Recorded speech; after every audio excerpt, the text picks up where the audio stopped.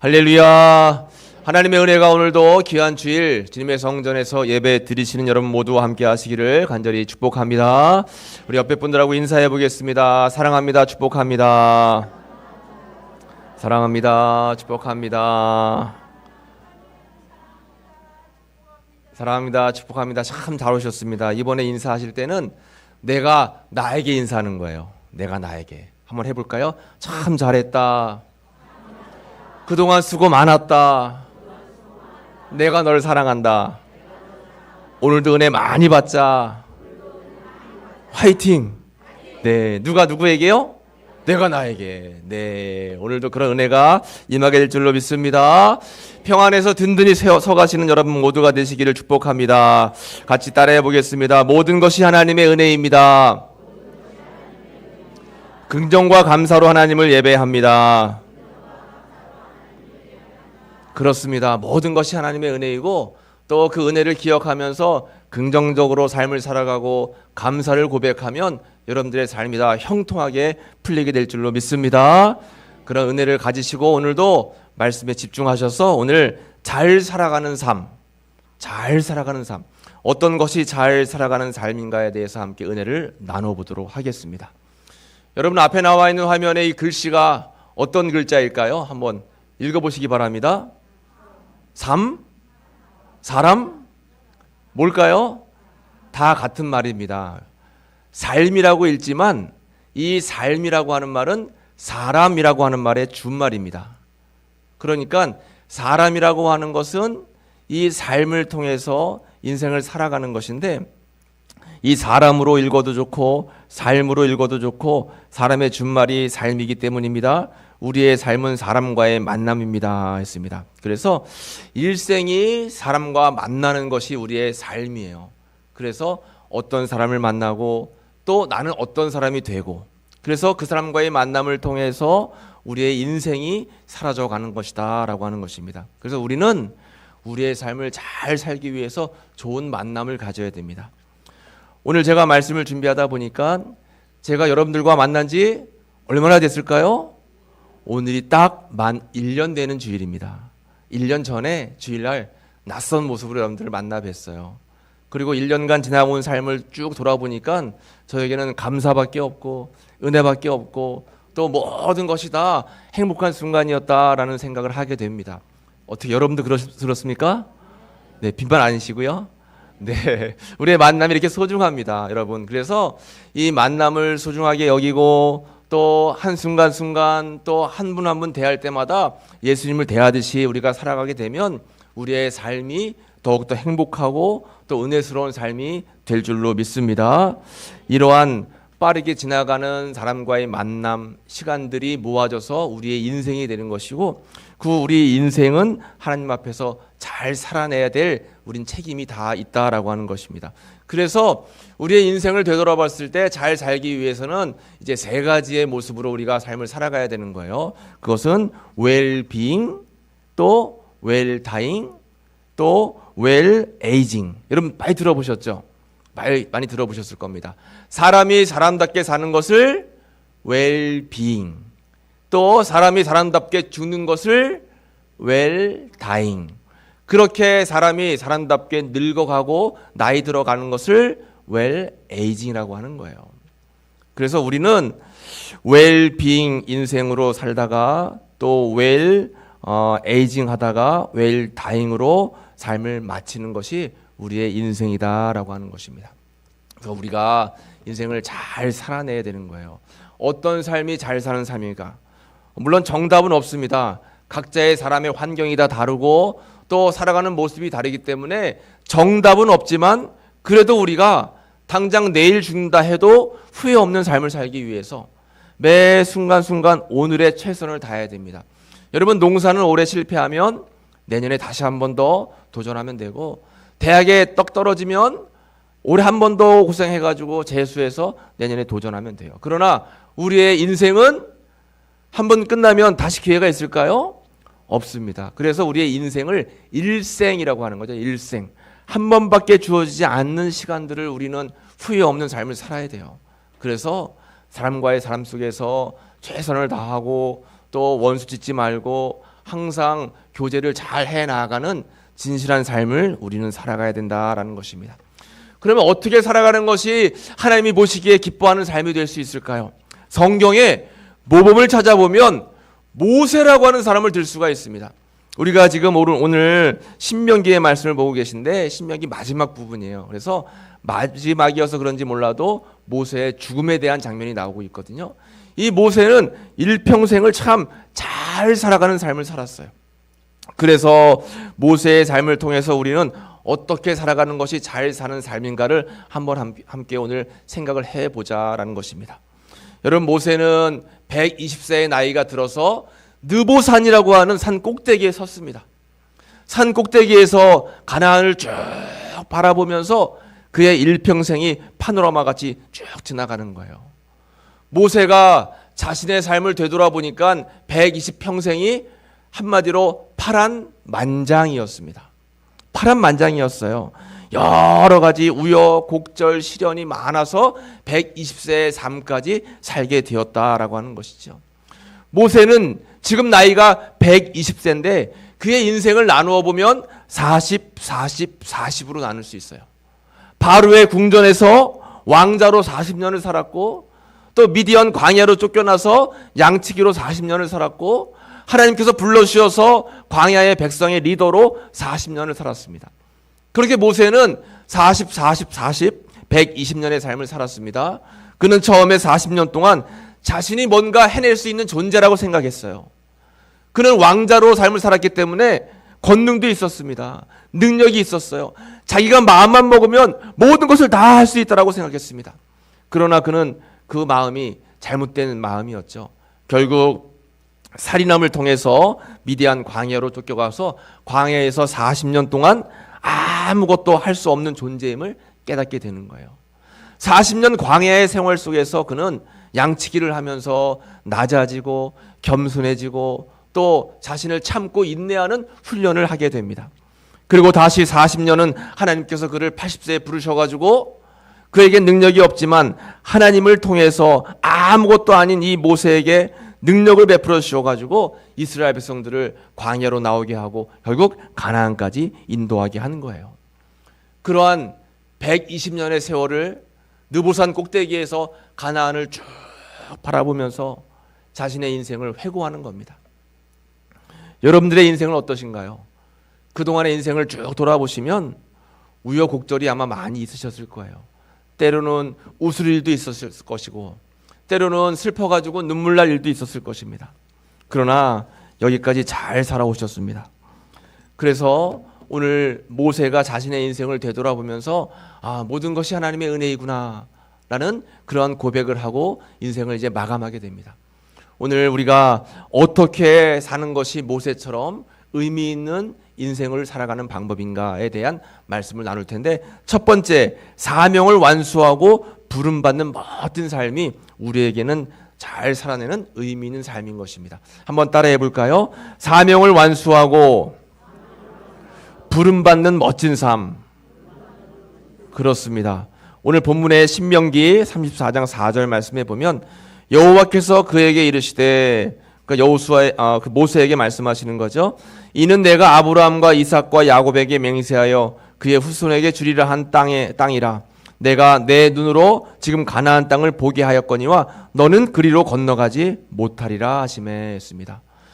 여러분, 40년간 광야에서 가나안 땅만을 바라보면서 걸어오고 결국 가나안 땅 바로 앞에까지 섰어요. 그런데 하나님께서는 가나안 땅에 들어가지는 못할 것이다 라고 말씀하시는 겁니다. 여러분, 얼마나 모세의 심정으로는 안타깝겠어요. 얼마나 아쉽겠습니까? 이제 바로 눈앞에 그렇게 꿈에 그리던 가나안 땅이 눈앞에 있는데 너무 안타까운 심정일 텐데 모세는 그의 죽음을 받아들이기로 했어요. 왜냐하면 죽음이라고 하는 것은 자기의 목표와 자기의 꿈을 향해 나아가는 것이 아니라 하나님의 사명을 따라 나아가는 것이기 때문에 그렇습니다. 그래서 신명기 44장 오늘 본문 5절에 이에 여호와의 종 모세가 여호와의 말씀대로 모압 땅에서 어떻게 한 거예요? 죽게 된 거예요. 120세에 죽었습니다. 이곳은 가나안 땅에 들어가지 못한 바로 그 전 지역이었다라고 하는 것이죠. 그러나 모세는 그가 죽을 때까지 굉장히 강건한 사람이었어요. 오늘 7절 본문 말씀을 같이 읽어볼까요? 모세가 죽을 때 나이 120세였으나 그의 눈이 흐리지 아니하였고 기력이 쇠하지 아니하였더라. 120세가 돼서 죽었는데 그의 눈이 흐리지 않았어요. 또 그의 기력이 쇠하지 않았습니다. 여러분, 눈이 흐리지 않고 기력이 쇠하지 않으면 건강하다라고 하는 뜻이에요. 사람이 건강하면 조금 더 살아야 되지 않아요? 그러나 우리 인간의 삶이라고 하는 것은, 생명이라고 하는 것은, 연수라고 하는 것은 우리의 건강과는 상관이 없습니다. 물론 건강이 약해서 몸에 병이 찾아오면 좀 일찍 죽을 수도 있지만 그 병을 다스리시고 주관하시는 것 누가 하시는 겁니까? 하나님이 하시는 것입니다. 생사화복의 주관자는 하나님이 하시는 거예요. 몸이 약해도 우리에게 아직 해야 할 사명이 남아있으면 하나님은 우리의 생명을 연장시켜 주시는 것입니다. 그러나 몸이 건강해도 우리의 할 일이 끝이 나면 하나님께서 우리를 불러가시는 거예요. 그래서 우리는 꼭 기억해야 될 것은 우리 인생은 사명의 인생입니다. 한번 따라해 볼까요? 우리의 인생은 사명의 인생입니다. 그렇습니다, 여러분. 사명의 인생이에요. 그래서 사명이 있으면 하나님께서 생명을 붙여주시는 것이고, 사명이 다하면 하나님께서 천국으로 우리를 불러가시는 것입니다. 우리는 때로는 인간의 육신을 가지고 있기 때문에 어떻게 조금 더 오래 살기 위해서, 건강하게 살기 위해서 애를 쓰고 노력을 합니다. 물론 노력해야 돼요. 왜냐하면 하나님께서 주신 우리의 육신이기 때문에 우리는 잘 보존하고 관리를 해야 됩니다. 그러나 결정적으로 우리의 생명을 주관하시는 분은 하나님이시다라고 하는 그런 믿음을 우리가 가지고 있으면서 우리의 삶을 주님께 맡겨야 되는 것입니다. 이렇게 모세는 자기의 인생이 여기까지 하나님께서 허락하신 것을 깨닫게 되었고, 결국 하나님께서 주시는 다음 지도자 여호수아에게 이제 안수하게 됩니다. 34장 9절에 모세가 눈의 아들 여호수아에게 안수하였으므로 그에게 지혜의 영이 충만하니 이스라엘 자손이 여호와께서 모세에게 명령하신 대로 여호수아의 말을 순종하였더라.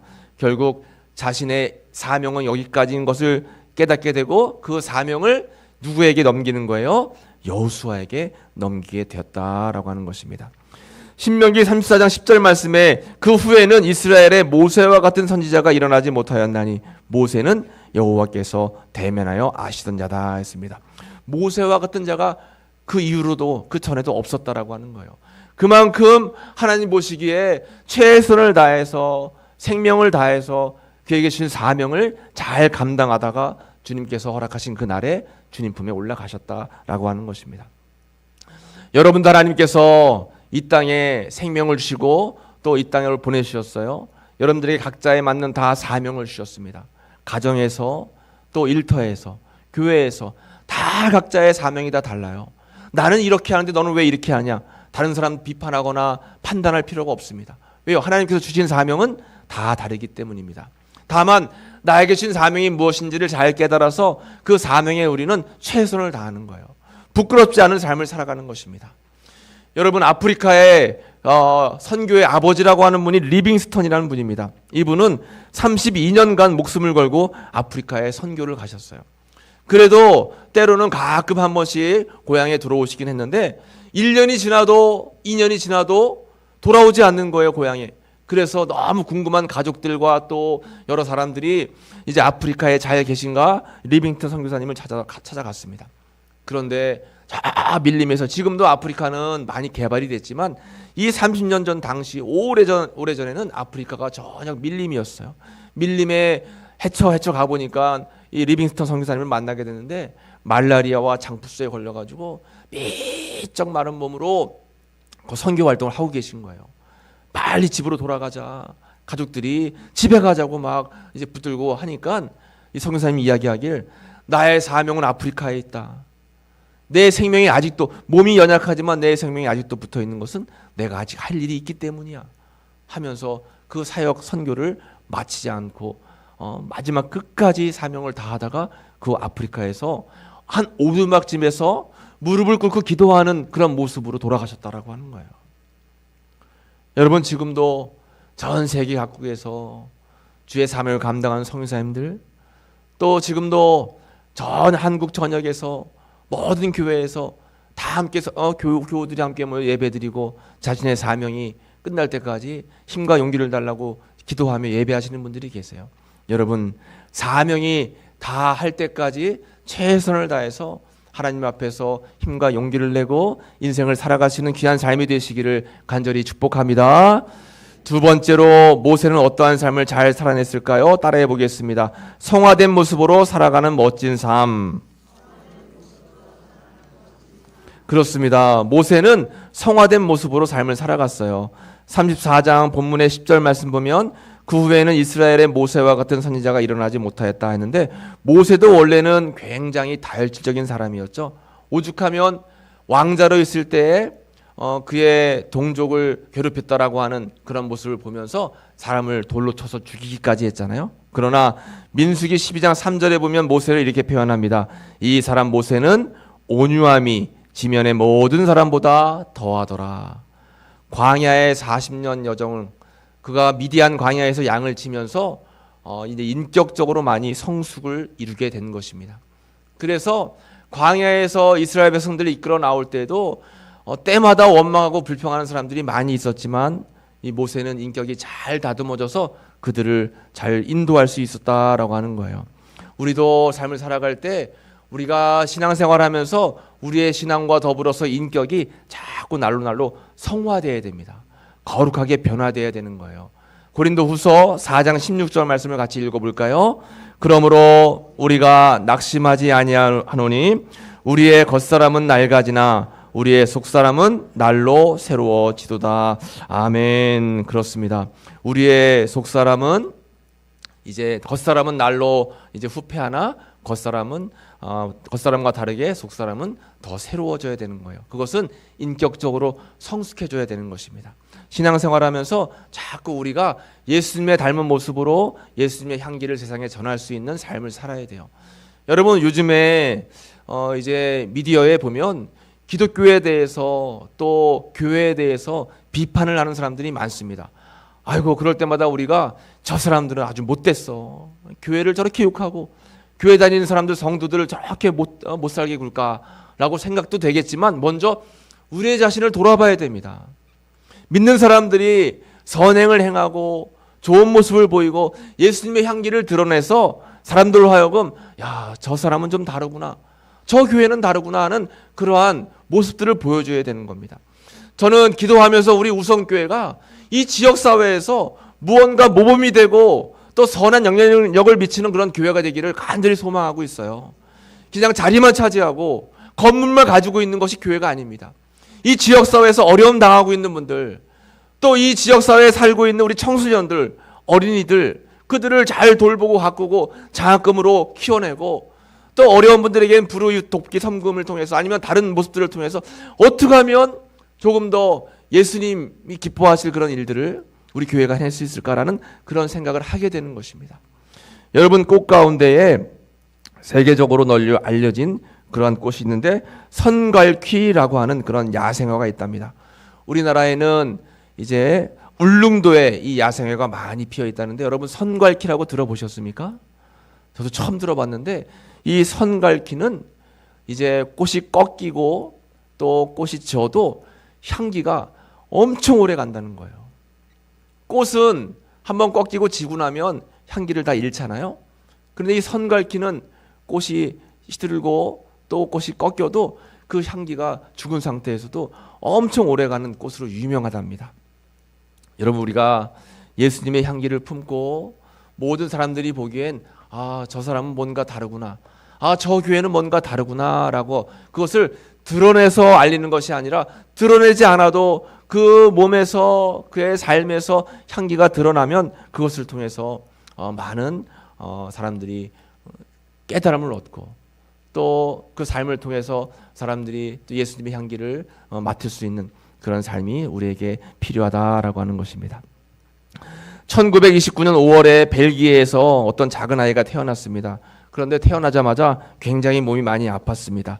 100일에 걸린 것입니다. 그래서 의사 선생님이 이 아이에 대해서 생존에 확신을 갖지 못할 정도로 굉장히 어려웠어요. 그런데 그 병을 잘 이겨내서 커갔습니다. 그러다가 10살이 되던 해에 제2차 세계대전이 일어났어요. 그의 삶은 굉장히 어려운 삶이었습니다. 먹을 것이 없고 늘 병마에 시달렸어요. 독일군에게 점령된 마을에서 식량 부족으로 쓰레기통을 뒤지며 영양실조에 시달렸던 이 소녀가 누구냐? 바로 오드리 헵번이라는 배우입니다. 여러분, 이 오드리 헵번이라고 들어보셨습니까? 로마의 휴일이라고 하는 유명한 그런 영화에 출연해서 전 세계적인 스타가 됐어요.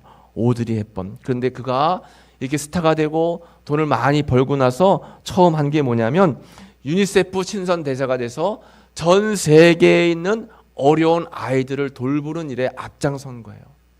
자신이 아파봤고 자신이 어려움을 당해봤기 때문에 이 아프고 어려운 것의 서러움을 알았던 것입니다.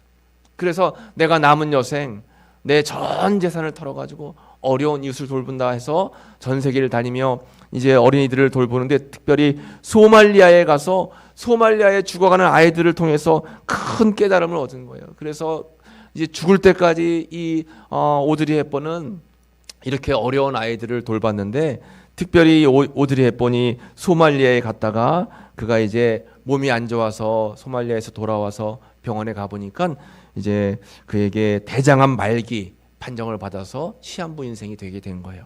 그때 이 여인이 그런 죽기 전에 이런 이야기를 했습니다. 사랑스러운 눈을 갖고 싶으면 사람들에게서 좋은 점을 보아라. 아름다운 입술을 갖고 싶으면 친절한 말을 하라. 날씬한 몸매를 갖고 싶으면 너의 음식을 배고픈 사람과 나누어라. 기억하라. 만약 도움이 필요하다면 너의 손을 이용하면 된다. 한 손은 너 자신을 돕는 손이고 다른 한 손은 다른 사람을 돕는 손이다. 이런 이야기를 하고 오드리 헵번이 죽음을 맞이했다라고 하는 것입니다. 여러분, 참 의미 있는 말이죠. 의미 있는 말입니다. 그래서 하나님 보시기에 향기로운 삶을 살아가는 것이 우리가 해야 할 일이 아닌가라는 생각을 하게 됩니다. 마지막으로 세 번째, 아름다운 작별로 장식하는 멋진 삶입니다. 한번 따라해 보겠습니다. 아름다운 작별로 장식하는 멋진 삶. 그렇습니다. 그야말로 웰다잉의 삶이죠. 오늘 본문의 8절 말씀에 같이 읽어보겠습니다. 이스라엘 자손이 모압 평지에서 모세를 위하여 애곡하는 기간이 끝나도록 모세를 위하여 30일을 애곡하니라 했습니다. 모세가 죽고 나서 사람들이 애곡하는데 며칠을 애곡하는 거예요? 30일 동안을. 이 모세가 죽음을 맞고 하나님 나라 천국에 간 것은 알지만 인간적인 만남, 그 만남을 이제 끝내야 된다라고 하는 그런 슬픔을 애곡하는데 30일 동안을 애곡한 거예요. 사람들이 다 함께 슬퍼하고 또 이 모세에 대한 죽음에 대해서 아쉬워했다라고 하는 것입니다. 그만큼 모세는 일상생활 속에서 많은 사람과 더불어서 그렇게 삶을 함께 나누는 그러한 의미 있는 삶을 살았다라고 하는 것이죠. 여러분, 우리도 죽음을 맞이할 때 어떤 죽음을 맞이해야 될까라는 것을 늘 한번 생각해 봐야 될 것 같아요. 흔히 세상적인 말로 내가 죽어서 내가 묻혀있는 곳에 3명의 친구가 찾아와서 슬퍼해 줄 수 있으면 그 인생은 성공한 인생이다라고 이야기를 하는데, 여러분, 우리의 삶을 통해서 우리가 이렇게 죽은 것에 대해서 안타까워하고 슬퍼하고 많은 사람들이 애통해한다면 그만큼 살아있을 때 인생을 잘 사는 인생이 아닌가라는 생각을 하게 되는 것입니다. 순교자 중에 최초의 순교자는 스데반이었습니다. 스데반도 죽을 때 참 잘 죽었습니다. 사도행전 7장 59절 60절에 그들이 돌로 스데반을 치니 스데반이 부르짖어 이르되 주 예수여 내 영혼을 받으시옵소서 하고 무릎을 꿇고 크게 불러 이르되 주여 이 죄를 그들에게 돌리지 마옵소서 이 말을 하고 자니라. 돌에 맞아 죽은 스데반이지만 절대로 원망하지 않고 그들의 영혼을 주님께 맡기면서 마지막 죽음을 맞이했어요. 어떻게 죽음을 맞이하는가 참 중요하죠. 일전에 신문에 난 기사입니다. 광주에서 3남 1녀의 자녀들을 키우다가 이제 향년 78세에 돌아가신 어머니가 이제 돌아가신 뒤에 유품을 자녀들이 정리하는데 이러한 이제 유서가 나온 거예요. 여러분들 글씨가 잘 안 보이시겠지만 제가 한번 읽어드리도록 하겠습니다. 자네들이 내 자식이었음이 고마웠네. 자네들이 나를 돌봐줌이 고마웠네. 자네들이 세상에 태어나 나를 어미라 불러주고 젖물려 배부르면 나를 바라본 눈길에 참 행복했다네. 병들어 하나님이 부르실 때에 곱게 갈 수 있게 곁에 있어줘서 참 고맙네. 지압이 일어 세상 무너져 험한 세상 속을 버틸 수 있게 해줌도 자네들이었네. 자네들이 있어서 잘 살았고 자네들이 있어서 열심히 살았네. 딸아이야, 맏며느리야, 맏딸 노릇 버거웠지. 큰애야, 마디 노릇하느라 힘들었지. 둘째야, 일찍 어미 곁 떠나 홀로 서느라 힘들었지. 막내야, 어미젖이 시원치 않음에도 공부하느라 힘들었지. 고맙다. 사랑한다. 그리고 다음에 다시 천국에서 만나자. 12월 사랑하는 엄마가. 돌아가시기 직전에 이런 글을 남긴 거예요. 여러분, 우리의 인생은 언제 마치게 될지 아무도 알지 못하지만 분명한 사실은 우리에게는 언젠가 죽음이 다가온다라고 하는 것입니다. 그리고 그 죽었을 때 우리는 어떻게 살아왔는가 우리의 인생을 돌아봐야 된다라고 하는 거죠. 우리의 삶은 사명을 완수하고 부름받는 멋진 삶이어야 됩니다. 후회 없는 삶을 살기 위해서 우리는 노력해야 돼요. 성화된 모습으로 남들과 적지지 마세요. 멈추지 마세요. 서로 더불어 화평을 이루며 살아셔야 됩니다. 우리의 몸을 통해서 예수님의 향기가 드러나야 된다라고 하는 것입니다. 그리고 아름다운 작별로 장식하는 멋진 삶을 살아내는 거예요. 그렇게 되면 우리의 인생은 절대로 후회하지 않는 기쁨 가운데 하나님 품에 안기는 귀한 삶이 될 줄로 믿습니다. 여러분, 잘 살아내는 삶, 그 삶을 통해서 후회 없이 주님 앞에 기쁨으로 나아가는 여러분들의 귀한 삶이 되시기를 간절히 축원합니다. 기도하겠습니다. 하나님 감사합니다. 오늘 잘 살아가는 삶에 대한 은혜의 말씀을 함께 나누었습니다. 저희들에게 귀한 생명을 주셨습니다. 이 생명이 다하는 날까지 저희가 최선을 다해서 충성해서 하나님께 기쁨이 되는 저희들 모두가 될 수 있도록 인도하여 주옵소서. 감사와 영광 올려드리며 예수님의 이름으로 간절히 기도하옵나이다. 아멘. 이 시간 치유의 기도를 하겠습니다. 여러분, 아픈 곳이 계시면 아픈 곳에 손을 얹고 기도하시고